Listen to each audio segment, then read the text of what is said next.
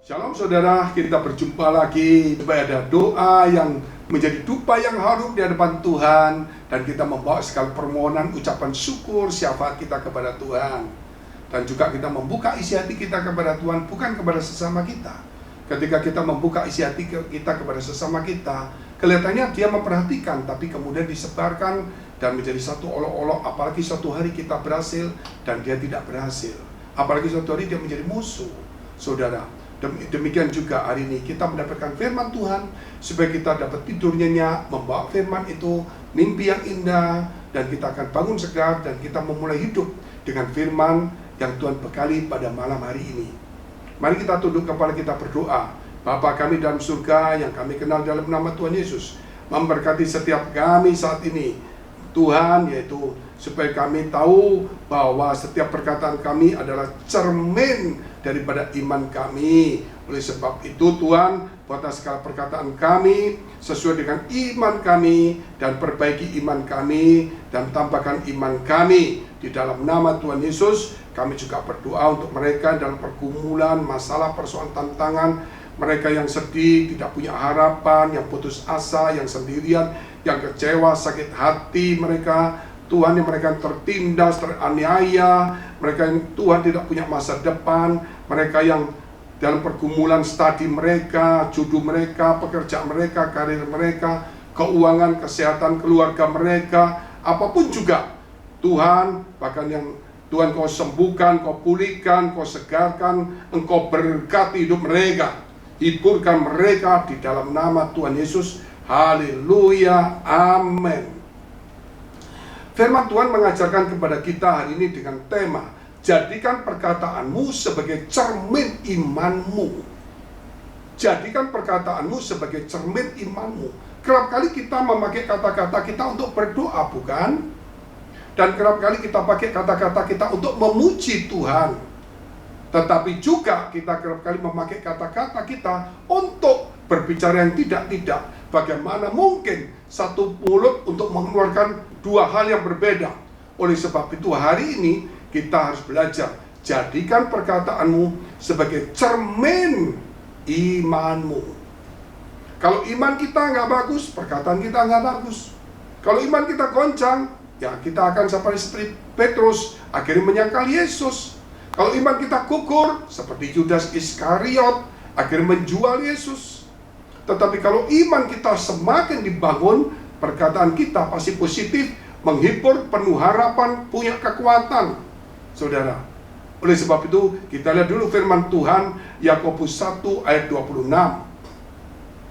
Jika ada seorang menganggap dirinya beribadah, tetapi tidak mengekang lidahnya, ia menipu dirinya sendiri, maka sia-sialah ibadahnya itu. Jelas dikatakan, kalau seseorang yang mengatakan dia beribadah, namun dia, saudara, tidak bisa menguasai perkataannya, maka dikatakan ibadahnya menjadi sia-sia. Sangat disayangkan sekali, saudara, ketika kita sudah beribadah capek, sudah kita keluarkan biaya naik transportasi, kita sudah menanti 1 jam lebih, saudara, kita sudah mendengarkan firman Tuhan, kita sudah berdoa memuji Tuhan, kita sudah bertindak begitu baik. Hanya satu perkataan kita, saudara, itu yang membuat ibadah kita itu berguna, dihargai Tuhan, atau menjadi sia-sia. Sehingga itulah dikatakan, jadikan perkataanmu sebagai cermin imanmu. Kalau kita ibadahnya bagus, perkataan kita tidak bagus di luaran atau di dalam gereja, maka saudara, ibadah itu sia-sia. Saya sangat sedih melihat teman-teman, saudara kita yang sesama anak Tuhan, pelayan Tuhan, saudara, di gereja yang aktif melayani, namun perkataannya di gereja saja sudah banyak gosip, menjelekan suami, menjelekan istri, menjelekan mertua, menjelekan pendeta, banyak sekali, saudara. Itu sudah tidak bagus. Kalau gitu di luar boleh, Pak. Di luar bukan berarti boleh. Di luar itu juga tidak boleh. Kalau di gereja saja dia lakukan begini, apalagi di luar. Artinya, saudara, di luar tidak boleh, di gereja jauh lebih tidak boleh. Kalau di luar tidak boleh mengatakan, di gereja berarti dia harus berkata yang positif, yang menghibur, menguatkan. Walaupun hati kita menjadi tawar, atau sedih, atau marah. Kenapa saya katakan, jadikan perkataanmu sebagai cermin imanmu? Karena firman juga mengatakan dalam Roma 10, ayat 8 dan 9. Tetapi apakah katanya ini? Firman itu dekat kepadamu, yakni di dalam mulutmu, dan di dalam hatimu. Itulah firman iman yang kami beritakan. Itulah firman iman yang kami beritakan. Jadi firman itu ada di mana? Ada di mulut kita, saudara. Itulah firman iman. Jadi mulut kita harus dipakai untuk bicara firman, atau merefleksikan iman yang sudah kita percaya. Firman yang sudah menjadi kehidupan kita, refleksikan melalui perkataan. Apa yang dikatakan orang itu meluap dari hatinya. Kalau kata-katanya tentang A, berarti hatinya ada A. Kalau kata-katanya saudara penuh kasih, artinya kasih. Kalau kata-katanya banyak firman, hatinya ada firman. Itulah saudara firman iman. Sebab apa? Untuk menjadi percaya dan diselamatkan Tuhan, itu juga perlu mengaku dengan mulut dan percaya dengan hati. Kenapa saudara harus mulut dengan hati?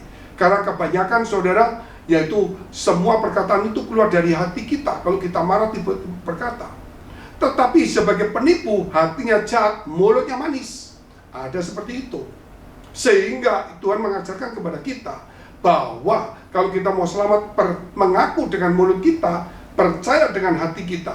Jadi kita tidak menipu, tapi kita, apa yang kita katakan, itu hati kita dikuasai Tuhan sebagai rumah daripada Tuhan itu sendiri.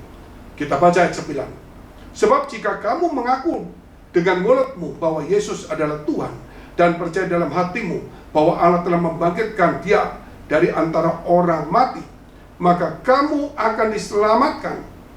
Jadi di sini jelas dikatakan, kalau kita percaya, mengaku dengan mulut kita dan percaya dalam hati kita, bukan hanya percaya, kita percaya kalau Yesus itu mati demi dosa kita, dan Dia bangkit untuk kemenangan, maka kita diselamatkan. Saya percaya Yesus, Pak. Tetapi saya nggak percaya kalau Yesus mati untuk saya. Dia nggak mati, Pak. Itu. Sebagaimana orang katakan, wah saudara, berarti saudara menemukan Yesus yang lain, saudara. Iya, Yesus yang diciptakan orang lain, bukan Yesus yang ada dalam sejarah, ada dalam Alkitab, ada yang dari surga turun ke bumi, itu Yesus yang sesungguhnya. Jangan sampai Yesus yang ciptaan orang lain, ciptakan dari pikiran orang lain, saudara. Tidak seperti itu. Maka kita lihat juga Yakobus 3 ayat yang kedua. Kita lihat Yakobus 3 ayat yang kedua. Apa kata firman Tuhan ini? Siapa yang mau sempurna, dia harus menjaga perkataannya. Kita lihat dulu Yakobus 3 ayat 2. Sebab kita semua bersalah dalam banyak hal. Barang siapa tidak bersalah dalam perkataannya, ia adalah orang sempurna yang dapat juga mengendalikan seluruh tubuhnya. Mulai hari ini Tuhan mengajarkan supaya kita sempurna seperti Bapa di surga. Bagaimana sempurna, Pak? Hidup kita manusia biasa. Oh, Tuhan tidak menuntut kita supaya berjalan di atas udara, saudara. Tuhan tidak menuntut kita supaya kita bisa menyelam sampai 1 harian di air. Tetapi Tuhan ajarkan kepada kita hal yang sederhana. Jaga perkataan kita, kuasai mulut kita, saudara. Karena itu adalah cermin dari iman kita. Kalau kita nggak jaga, sia-sia ibadah kita. Dan dikatakan, firman itu ada di mulut kita, firman iman. Dan menjadi sempurna seperti itu. Ayat yang terakhir kita mau baca, yaitu Efesus pasal 4 ayat 29 dan 32. Janganlah ada perkataan kotor keluar dari mulutmu, tetapi pakailah perkataan yang baik untuk membangun di mana perlu, supaya mereka yang mendengarnya beroleh kasih karunia. Saya kira ayat 29 saja cukup, saudara. Karena dikatakan, pakailah perkataanmu dengan baik, jangan perkataan kotor. Karena perkataan baik itu untuk membangun. Membangun apa? Masa depan kita juga. Supaya orang yang mendengarnya beroleh kasih karunia, orang yang mendengarnya mendapatkan berkat itu juga. Jadi dengan kata-kata kita dibenarkan.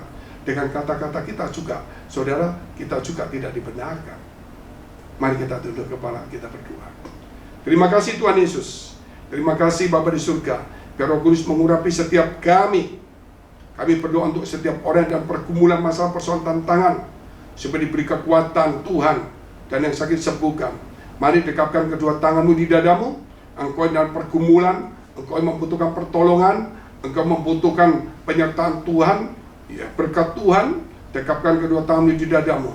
Engkau yang membutuhkan damai, sukacita, dekapkan kedua tangan di dadamu. Engkau yang sakit, tumpangkan tanganmu bagian sakit. Percayalah dengan perkataanmu adalah cermin daripada imanmu. Di dalam nama Yesus, jadilah pulih, jadilah kuat dan diberkati, jadilah sembuh. Haleluya. Amin. Jika saudara masih membutuhkan pelayanan doa dan konseling, silakan hubungi nomor yang tertera. Tuhan Yesus memberkati.